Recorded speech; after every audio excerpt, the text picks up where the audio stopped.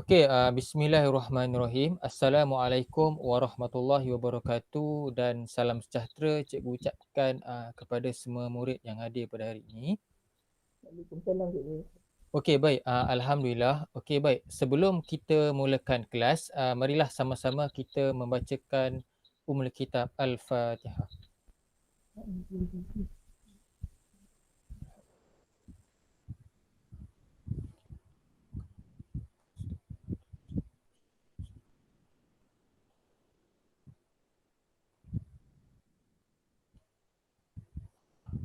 Amin amin ya rabbal alamin. Okey, alhamdulillah kita telah pun berjaya hadir ke kelas pada hari ini. Okey, baik.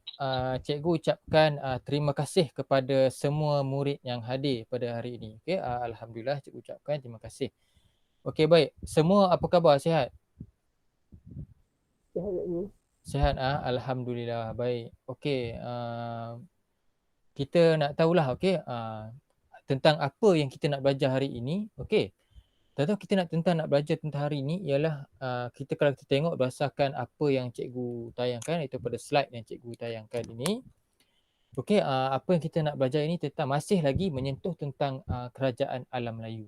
Okey, masih lagi menyentuh tentang kerajaan alam Melayu. Okey, kamu boleh buka buku teks dalam muka surat yang ke-14. Okey, muka surat yang ke-14. Okey, kalau kita tengok dalam tajuk ini kita masih lagi menyentuh tentang kerajaan alam Melayu. Okey, yalah, okey, sebab kalau tentang bab 1 ini juga kita akan tengok tentang kerajaan alam Melayu lah. Okey, kerajaan alam Melayu.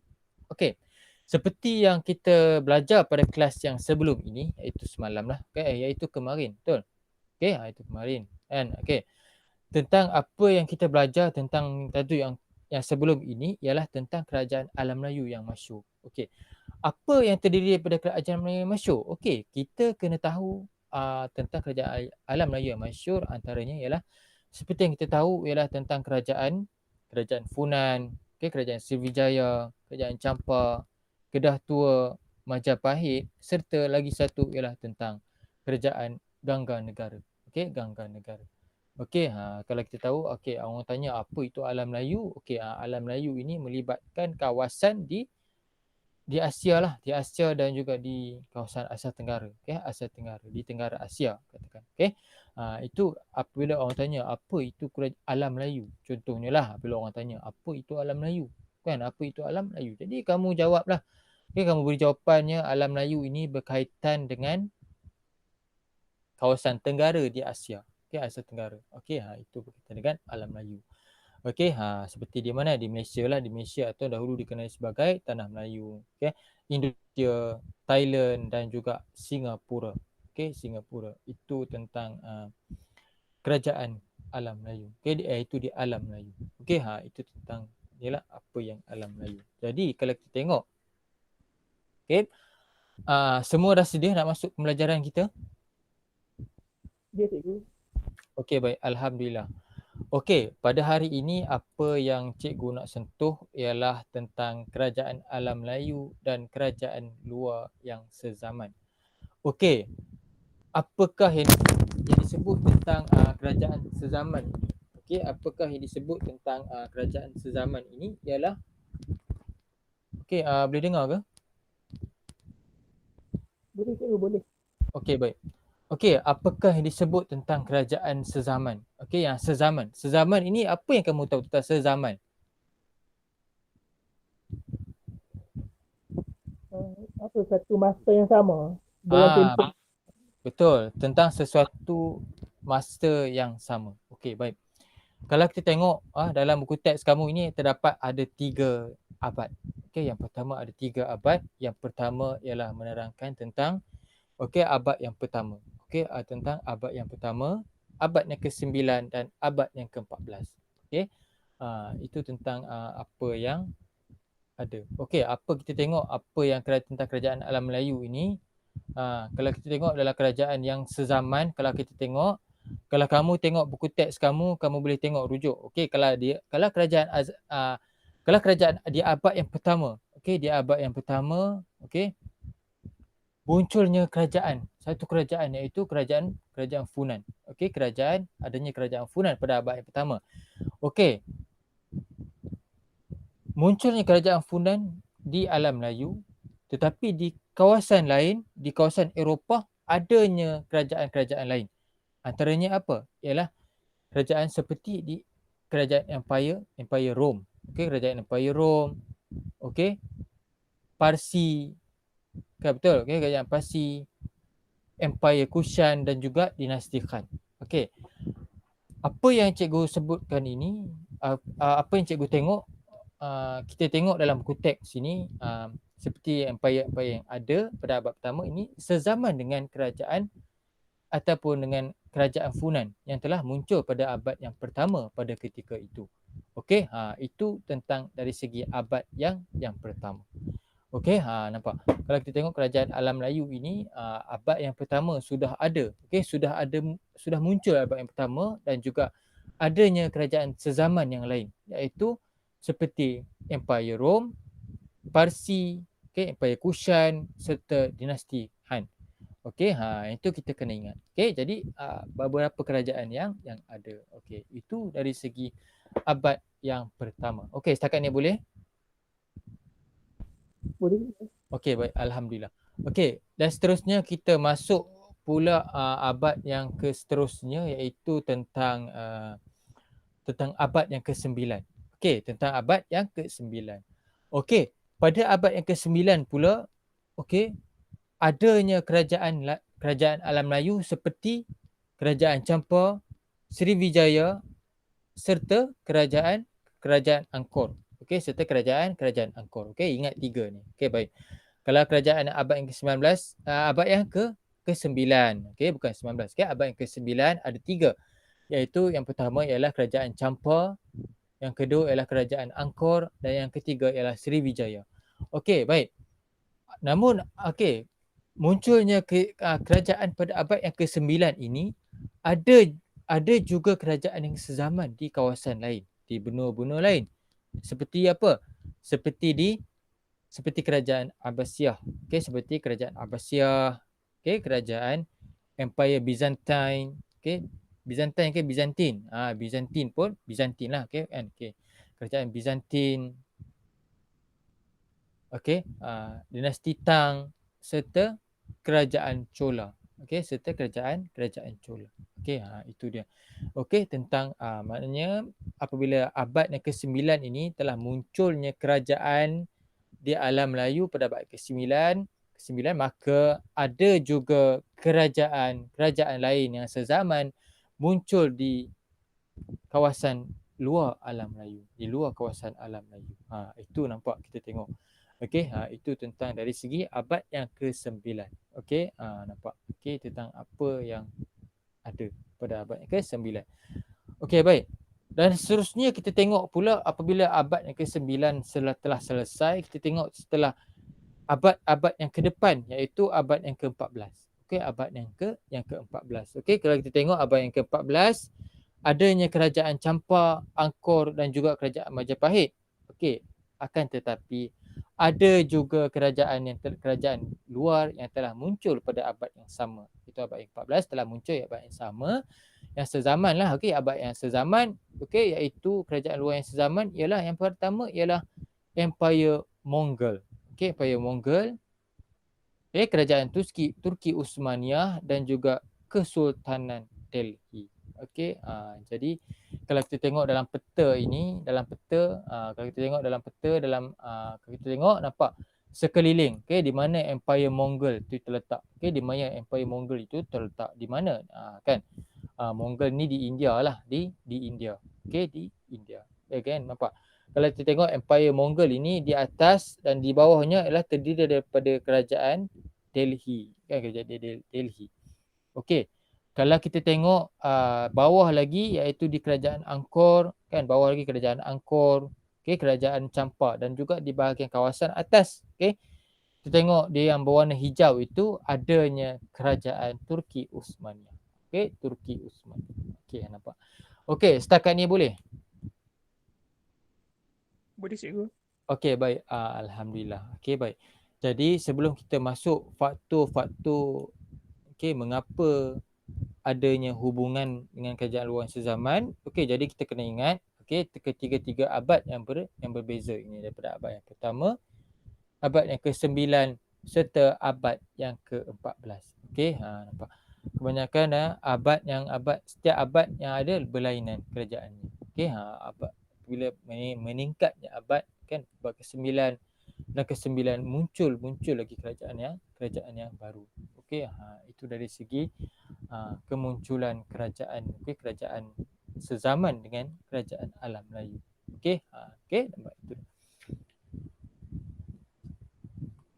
Seperti yang kita tahu juga, kerajaan alam Melayu ini merupakan kerajaan yang penting. Kerajaan yang penting serta mempunyai ketamadun yang tinggi, yang setanding dengan kerajaan luar yang adalah seperti Empire Rom, Empire Parsi, kerajaan Abbasiyah, Empire Byzantine, dinasti Han, serta kerajaan Turki Osmaniyah. Itu tentang nilah, tentang apa yang kita belajar tentang abad, dari segi abad. Baik. Dan juga kita tengok yang seterusnya ialah dari segi hubungan. Terdapat beberapa hubungan. Hubungan kerajaan alam Melayu dengan kerajaan luar. Kita kena ingat. Baik. Kerajaan alam Melayu telah menjalinkan hubungan dengan kerajaan luar yang sezaman. Terdapat beberapa faktor. Beberapa faktor hubungan. Yang pertama ialah kita kena ingat ialah hubungan perdagangan. Hubungan perdagangan. Kalau kita tengok yang kedua ialah hubungan keagamaan. Hubungan yang ketiga ialah hubungan diplomatik. Hubungan diplomatik. Baik. Kita tengok hubungan perdagangan yang pertama dahulu. Hubungan perdagangan. Baik. Kalau dari segi aspek hubungan perdagangan ini, kita tahulah, kerajaan alam Melayu ini menjalinkan hubungan perdagangan dengan kerajaan luar. Mengapa? Sebab ekonomi antaranya. Sebab antaranya ialah untuk meningkatkan ekonomi. Begitu juga kalau kita tengok mengapa sesebuah kerajaan menjalinkan hubungan perdagangan dengan kerajaan lain. Atas sebab yang pertama, atas sebab ekonomi. Atas sebab ialah ekonomi. Itu dia.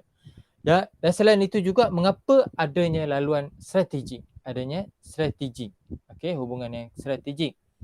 Tidak kira dari kawasan mana ke kawasan mana, sama ada dari kawasan timur ataupun barat, utara ataupun selatan. Dia kawasan strategik. Mereka tengok, maka kawasan ini strategik untuk menjalankan hubungan perdagangan lah.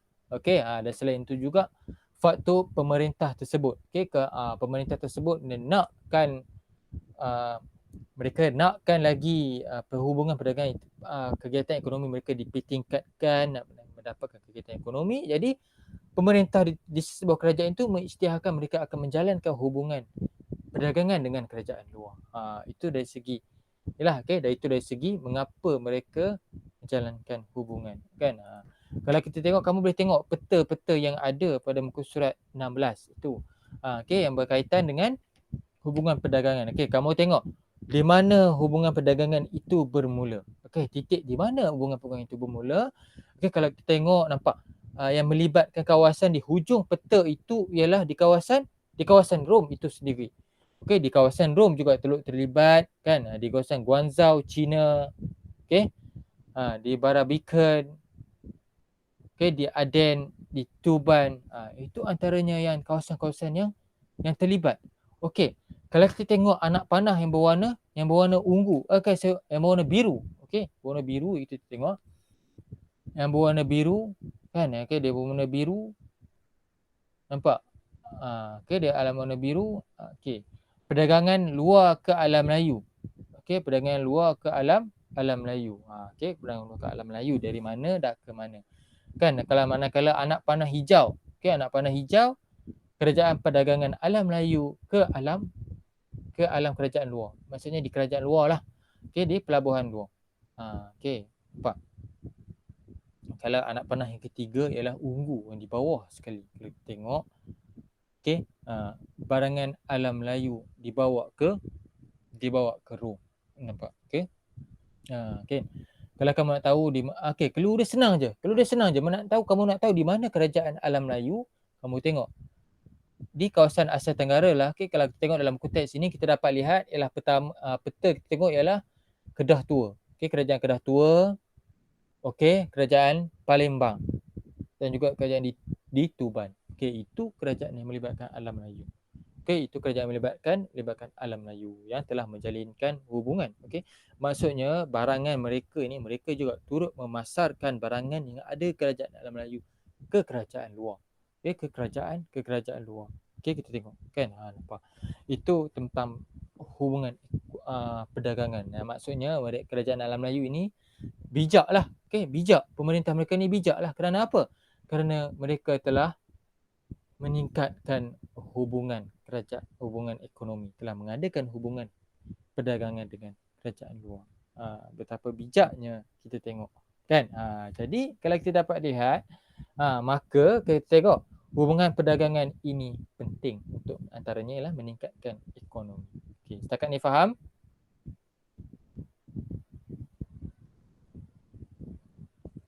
Faham cikgu? Okey, apa hubungan apa tadi yang cikgu sebut tadi? Hubungan perdagangan. betul, alhamdulillah. Okey, hubungan perdagangan. Jadi jelas ke cikgu terangkan tadi? Jelas cikgu.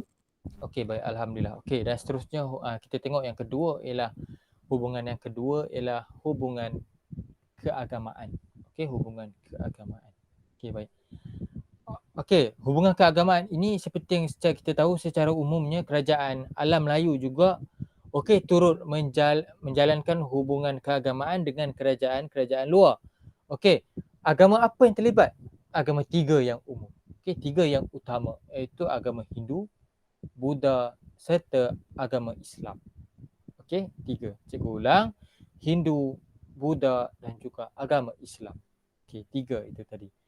Okey, seperti kita tahu penyebaran agama, penyebaran agama-agama yang ada yang cikgu sebutkan tiga tadi juga turut mempengaruhi daripada pelbagai aspek, antaranya ialah apa? Aspek pentadbiran, perundangan, ekonomi serta budaya. Nampak?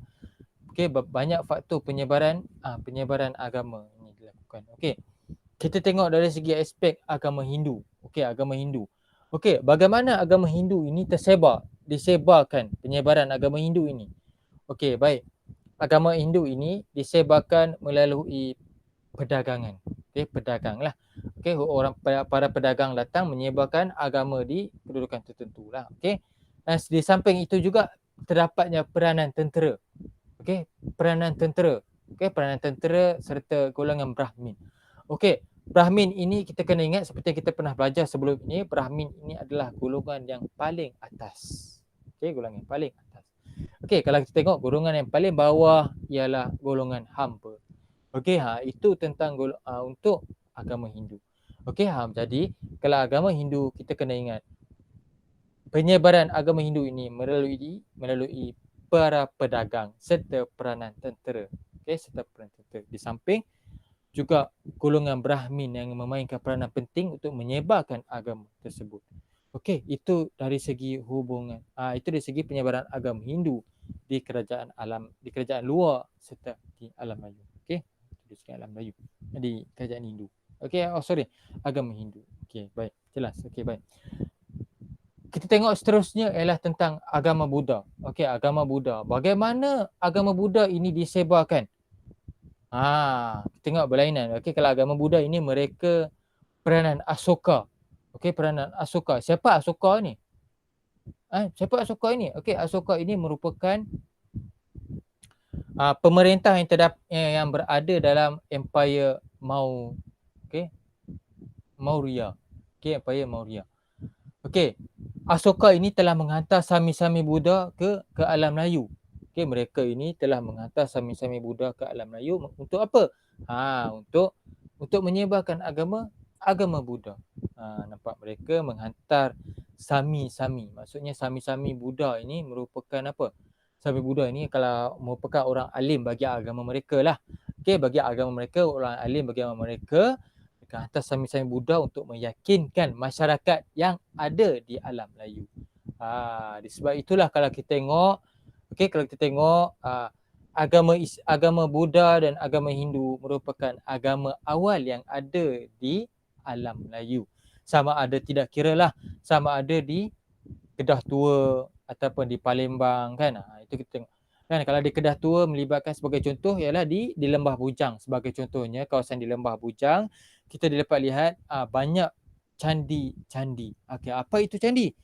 Candi itu antaranya ialah merupakan tempat penyembahan lah, tempat ibadat kan. Peninggalan candi-candi yang ada. Masih ada sehingga sekarang. Okey, baik. Itu bagi segi agama Buddha lah. Okey, bagaimana mereka menyebarkan agama Buddha melalui peranan Sami itu sendiri. Okey, baik. Dan seterusnya ialah agama Islam. Agama Islam. Bagaimana agama Islam ini tersebar? Bagaimana agama Islam ini disebarkan? Okey, agama Islam disebarkan antaranya apa? Okey, antaranya ialah cara penyebaran agama Islam di alam Melayu ini melalui peranan para pedagang, pemerintah dan pendakwah. Okey, baik. Pada kita tengok agama Islam di tanah Melayu ini berkembang sebagai contohnya apabila para mesuara datang dari Palembang ke tanah Melayu. Okey, para mesuara datang dari Palembang ke tanah Melayu, maka para pedagang juga turut datang, pedagang-pedagang agama Islam dari luar turut datang ke tanah Melayu. Jadi dari situlah titik permulaannya agama Islam mula berkembang. Okey, di samping peranan sultan yang beragama Islam, sultan yang beragama Islam, maka ia memudahkan lagi untuk menyebarkan agama Islam di tanah Melayu. Okey, di samping para pendakwah juga turut menyebarkan agama Islam. Okey, itu dia. Itu dari segi berbezanya tiga-tiga agama. Okey, agama Hindu mereka menggunakan kaedah apa kan? Mereka ni kalau Buddha macam mana, kalau Islam macam mana. Jadi kita kena tahulah kaedah-kaedah yang ada. Kaedah-kaedah yang ada digunakan dalam ketiga-tiga ini. Okey, baik. Setakat ni boleh? Boleh cikgu. Okey, baik. Cikgu, sekali lagi cikgu ingat sebelum kita masuk ke hubungan diplomatik. Okey, kita kena ingat ada 3 agama yang utama iaitu agama Hindu, Islam dan juga agama Buddha. Okey, itu yang okey, dan seterusnya ialah hubungan diplomatik. Okey, baik. Apakah yang dimaksudkan dengan diplomatik ini? Siapa boleh tahu? Siapa boleh jawab? Apakah yang dimaksudkan dengan diplomatik ini? Hubungan diplomatik tu merupakan hubungan politik cikgu antara dua kerajaan. Ya, betul. Nampak. Okey, seperti kita tengok pun dalam buku teks kamu pun ada juga. Okey. Hubungan diplomatik ini ialah hubungan politik ataupun hubungan pemerintah yang melibatkan antara dua kerajaan. Sebagai contoh sekarang ni kita tengok situasi sekarang di Malaysia lah. Okey, di Malaysia telah menjalankan hubungan diplomatik dengan negara jiran. Sebagai contohnya Singapura. Okey, Singapura ataupun Malaysia menjalankan hubungan diplomatik dengan negara Perancis contoh je. Kan? Sebab ada kedutaan Perancis di Malaysia sebagai contohnya. Okey. Itu kita tengok hubungan diplomatik. Okey, baik. Dari segi aspek kalau kita tengok dalam kerajaan hubungan diplomatik, negara apa yang telah terlibat? Okey, negara yang terlibat ialah mereka menjalankan kerajaan alam Melayu ini menjalankan hubungan diplomatik dengan negara China dan juga India. Okey, kerajaan di China dan juga kerajaan di India. Untuk apa? Untuk mereka memperkukuhkan lagi sistem politik. Okey, sistem politik yang merangkumi pelbagai aspek. Okey, baik. Kita teruskan, kita tengok kerajaan China lah. Okey, China. Okey, bagaimana? Okey, kalau kerajaan Funan. Okey, kerajaan Funan. Kerajaan Melayu, kerajaan Funan ini okey. Mereka ini menjalinkan hubungan diplomatik dengan China mengapa mereka untuk meminta bantuan ketenteraan, okey, untuk melawan kerajaan Daevet. Kerajaan Daevet ni berasal daripada Vietnam. Okey, kerajaan Daevet. Maksudnya kerajaan Funan ini nak melindungi mereka daripada diserang oleh kerajaan Daevet. Okey. Kerajaan Daifei. Okey, baik. Itu dari segi kerajaan Funan. Okey. Kalau kerajaan Champa, bagaimana kerajaan Champa ini? Okey, baik. Kerajaan Champa ini mereka telah menghantar utusan pada abad yang ke-13, pada abad yang ketiga. Mengapa? Mereka untuk memulihkan hubungan dengan China. Okey, hubungan dengan China. Okey. Untuk memulihkan dengan hubungan dengan China. Okay, setelah mereka ni telah berperang dengan sekutu Cina iaitu Daifei. Okay, jadi mereka mereka telah melakukan serangan terhadap kerajaan Daifei. Jadi mereka ini telah usahalah, usaha untuk menjalankan hubungan dengan China kerana mereka untuk memulihkan hubungan semula. Okay, untuk menjernihkan hubungan. Okay. Okey, dan seterusnya ialah kita tengok kalau kita tengok ialah dari segi kerajaan Majapahit. Okey, Majapahit ni adalah pada abad yang ke-14. Mengapa? Mereka untuk menjalankan hubungan persahabatan lah. Okey, persahabatan. Itu penting. Okey, hubungan persahabatan. Itu dari segi inilah kalau kita tengok. Okey, dari segi inilah kerajaan Majapahit. Okey, kalau kerajaan Angkor, kalau kita tengok kerajaan Angkor, okey, abad yang ke-12, okey, abad ke-12, maka mereka sebab apa mereka nak menjalankan hubungan? Okey, mereka nak menjaga hubungan ialah untuk persahabatan serta perdagangan. Nampak? Ada kepentingan mereka. Mengapa mereka menjalankan hubungan dengan negara China? Jadi ada kepentingannya. Okey, ada kepentingannya. Okey, baik. Itu dari segi persahabatan dengan hubungan dengan China yang dijalankan oleh Angkor. Okey, baik. Dan seterusnya ialah kerajaan Kedah Tua. Kedah Tua ini merujuk kepada Kedah lah, negeri Kedah ataupun di kerajaan di tanah Melayu. Okey, baik. Kerajaan Kedah Tua ni telah menghantar utusan ni seawal abad yang ke-7. Okey, seawal abad yang ke-7. Mengapa? Mereka untuk hubungan perdagangan. Okey, hubungan perdagangan. Okey, itu dia. Okey, hubungan perdagangan. Kebanyakannya hubungan perdagangan lah. Okey, kita tengok seterusnya lah. Yang terakhir ialah kerajaan Sriwijaya lah. Okey, kerajaan Sriwijaya juga abad yang ke-7. Okey, abad yang ke-7 ini mereka untuk mengiktirafkan dan serta memperkukuhkan hubungan persahabatan dan juga perdagangan. Okey, baik. Kalau kita tengok, antara 6 kerajaan ini yang telah menjalinkan hubungan dengan China. Mengapa? Antaranya kebanyakannya lah perdagangan lah. Okey, perdagangan. Pentingnya perdagangan ini kerana untuk meningkatkan ekonomi. Okey, ekonomi. Okey, baik. Setakat ni jelas? Faham? Faham cikgu? Okey, boleh kita teruskan? Boleh cikgu. Okey, baik. Kita tengok ada 4 lagi. Okay, kita tengok ada 4 lagi iaitu tentang ada kerajaan Alam Melayu yang telah mengadakan hubungan diplomatik dengan kerajaan India. Yang pertama ialah Funan. Okey, kerajaan Funan selain daripada China, kerajaan Funan juga turut mengadakan hubungan dengan India, itu juga turut pada abad yang ketiga. Okey, abad yang ketiga. Okey, abad yang ketiga, mengapa mereka mengadakan hubungan dengan India? Mereka untuk mengukuhkan hubungan juga hubungan perdagangan serta keagamaan dengan India. Itu dari segi kerajaan Funan. Okey, manakala kerajaan Majapahit pula, mereka ini turut menghantar utusan pada abad yang ke-14 sebab apa? Untuk mengeratkan hubungan persahabatan lah. Okey, mereka ini melebihkan persahabatan. Okey, persahabatan. Okey, dan seterusnya ialah kita tengok kerajaan Angkor. Okey, kerajaan Angkor. Ataupun kita mulakan dengan kerajaan Sriwijaya dulu. Okey, kerajaan Sriwijaya ini mereka telah menghantar pada abad yang ke-9. Okey, abad yang ke-9. Mengapa? Okey, tujuan apa? Tujuan mereka untuk mengeratkan hubungan persahabatan dan hubungan keagamaan. Okey, Sriwijaya ini biasalah persahabatan dan juga hubungan keagamaan Sriwijaya. Okey, baik. Itu dia peranan Sriwijaya. Okey, manakala Angkor. Okey, kerajaan Angkor yang terakhir. Okey, kerajaan Angkor. Okey, mereka ini telah menghantar utusan pada awal abad yang ke-12. Okey, abad yang ke-12. Mengapa? Satu saja tujuan mereka, iaitu persahabatan. Okey, itu persahabatan. Okey, baik. Setakat ini jelas? Jelas cikgu. Jelas cikgu. Okey, baik. Kita kena tahu, okey, dalam hubungan diplomatik ini kita kena tahulah. Okey, kita kena tahu bagaimana, okey, sebab apa kerajaan Alam Melayu yang telah menjalankan hubungan diplomatik dengan China. Okey.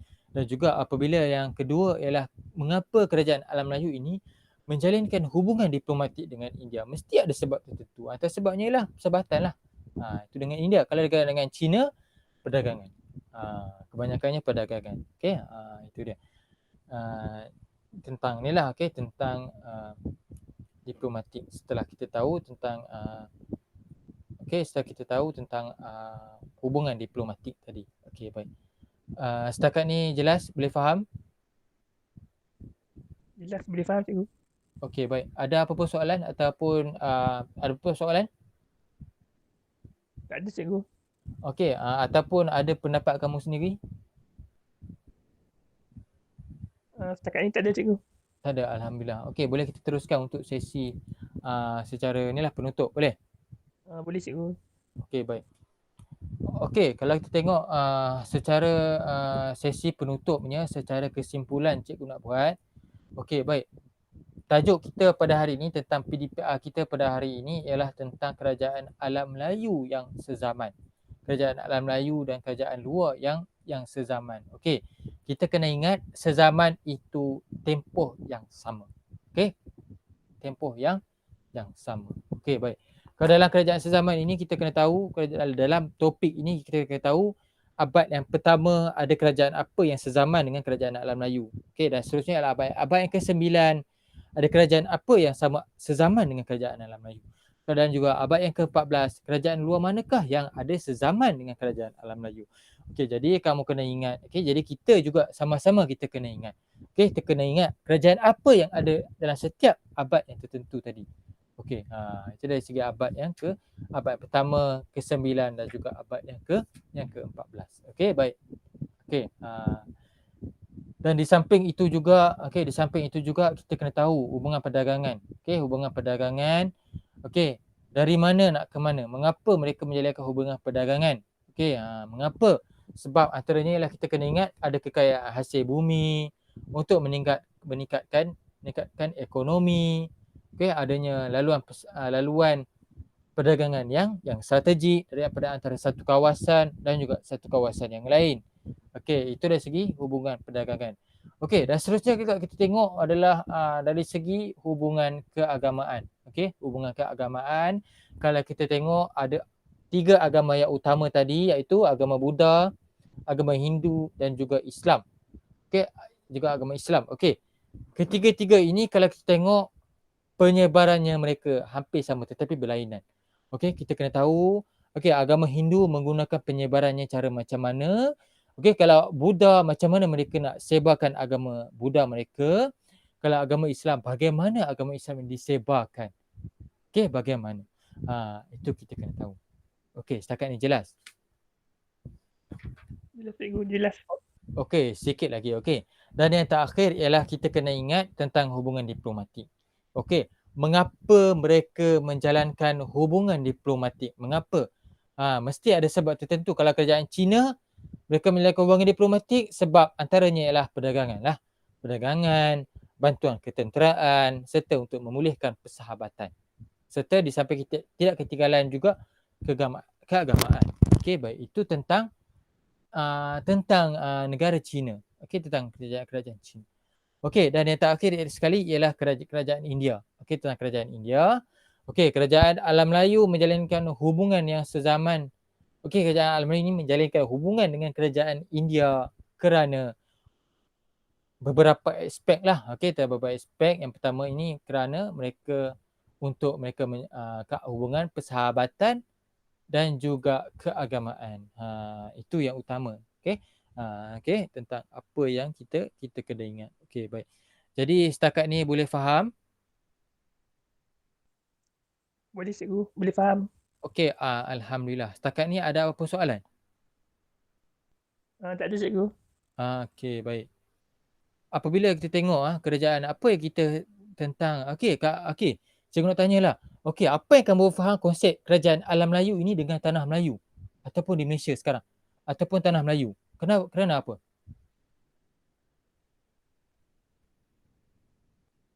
Macam mana cikgu? Okey, cikgu nak tahu. Okey. Okey, apa kaitan kerajaan alam Melayu ini dengan tanah Melayu? Ada kaitan tak? Sebagai Ada contohnya apa? kaitan cikgu. Ada kaitan, sebenarnya ada kaitan. Ada kaitannya apa? Ah, Yang pertama kita kena ingat adanya kemunculan kerajaan awal di tanah Melayu. Jadi kita kena faham kerajaan alam Melayu ni telah muncul di tanah Melayu sejak sekian lama, itu abad yang pertama lagi ada. Boleh? Kita kena ingat. Jadi kalau orang tanya, ada tak kerajaan alam Melayu ni di tanah Melayu seketika-ketika dulu? Kita kena jawab ada. Ada, jadi kamu terangkanlah. Di alam Melayu ni ada kerajaan apa? Kan? Okey, boleh? boleh cikgu. Okey, baik. Alhamdulillah. Okey, baik. Kita telah pun dah habis tamatkan kelas kita pada hari ini.